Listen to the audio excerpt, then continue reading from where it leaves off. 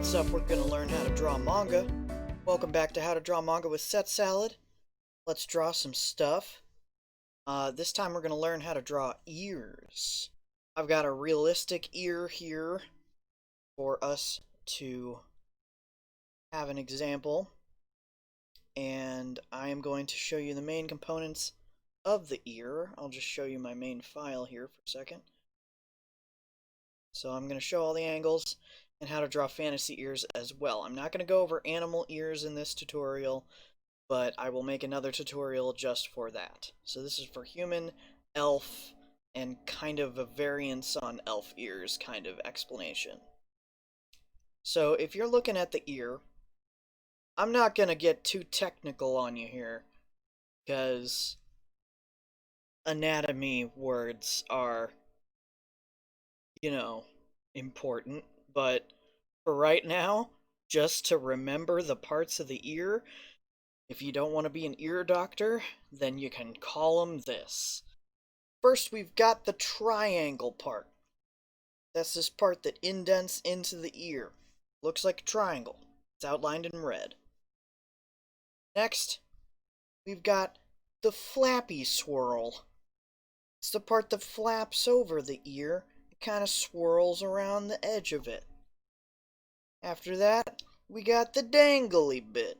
That's where you usually get your ears pierced. You get it pierced in other places, but that's the main place where you get it pierced. At least at first. And then we have the Y, which just kind of looks like a Y, and is part of the ear that people usually end up drawing. So, using the triangle part, the flappy swirl, the dangly bit, and the Y, we can create an ear. So here I've simplified it into how I usually draw ears, and kind of an anime way to draw ears is to simplify the Y into just kind of that shape, to simplify the dangly bit into boop, boop, to simplify the triangle into a triangle, and the flappy part into, oh, that's a crazy looking ear right there, into just a line that might have the Y part coming off of it. Even simpler, you can just do kind of just a line in the triangle for this part. You can cartoons do a variety of choices. Some of them do an X. Steven Universe just draws the ear. They don't even have anything in the ear except for Lars, but he's got gauges. And if you want to draw gauges, you just make the dangly bit bigger and draw a circle in it, and then another to give it some depth. Billy and Mandy, they do this little circle thing, which I don't really like. In a lot of cartoons, they do just this little check mark thing. Some cartoons do a little swirly, like Buzz Lightyear's chin. Some of them do the triangle and the line, and then some of them just do an X for some reason. I don't know. You can also simplify the shape of the ear kind of in between cartoon style and realistic style and make it like a butterfly shape. Cartoon ears from any angle look pretty much the same. You're looking from the side, they're kind of just a circle. You're looking from 3/4 view, they're still just kind of a circle.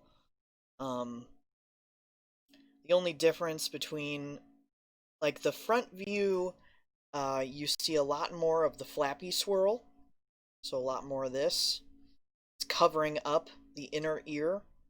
The Y sticks out a little bit, and the triangle is more prominent. So pretty much all the features are more prominent over the back of the ear. And the dangly bit can kind of stick out a little bit. So that butterfly shape is a little bit more useful for this angle of the ear. 3/4 view, almost the same as the side, except you see a little bit less of the back of the ear. So the flappy swirl covers a little bit of the ear, and the triangle part kind of pushes into the shape of the ear a little bit more. Just draw less ear, honestly. To place an ear on the head, on the face, the top of the earlobe, whoa, that was a real word. Apologies. The top of the flappy swirl, or the top of the ear, is about where the top of the eyelids are, and the bottom of the ear dangly bit is about where the bottom of the nose is. As you can see, there's some differences in what I drew, just by a little bit, but that is proportionately where it is on the face. Now, if you make it bigger than that, or you make them stick out more, that will be a character trait that will be more noticeable. Same deal from the side. Top of the eye is the top of the ear.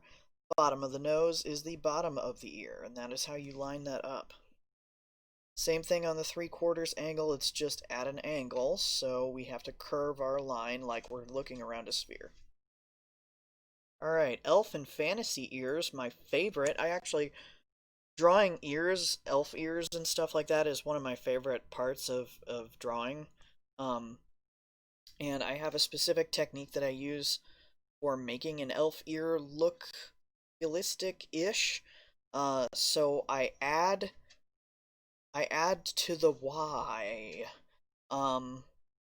So if you see, you've got the triangle, the flappy swirl, and the dangly bit. And then I've got two simplified Ys, which are just these little tubes here. That compensates for the extra length of the ear, I feel like, and kind of gives that space some stuff to have in it. If you hear jingling, that's my dog. She just got a new collar. Now she's crunching a bone. Anyway, so with longer elf ears, I add 3 of them. With shorter elf ears, you don't have to add more. And with human ears, they just kind of stick out just a little bit. Elf ears can go straight out. They can go upwards, like Link. They can go downwards. And if you're doing animal ears, they just go on top of the head.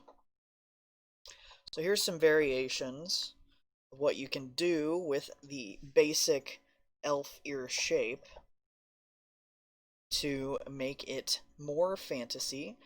You can add fluffiness or wings to the ears for like an angel character or a bird character or a fluffy character that's got a lot of fur or something. You can add a knife edge for those knife-eared people. For like a high elf or a shark or something. What I like to do for my fish characters is to do multiple dangly bits, I guess, and then have like fins almost webbing in between them. And I do 2 triangle parts, just to accentuate the fact that it's like a big long ear. You can also do a short version of this, which has the ear going upwards, and then you add like spikes out to the side, almost like bat wings. You can do a droopy ear where the flappy swirl is like covering up a lot of it because it's drooping downward. Those are pretty cute and vulnerable. And then also, don't be afraid to have fun with jewelry. You've got more ear to work with, so you should have fun accentuating that. I like to do these little bar earrings that go from...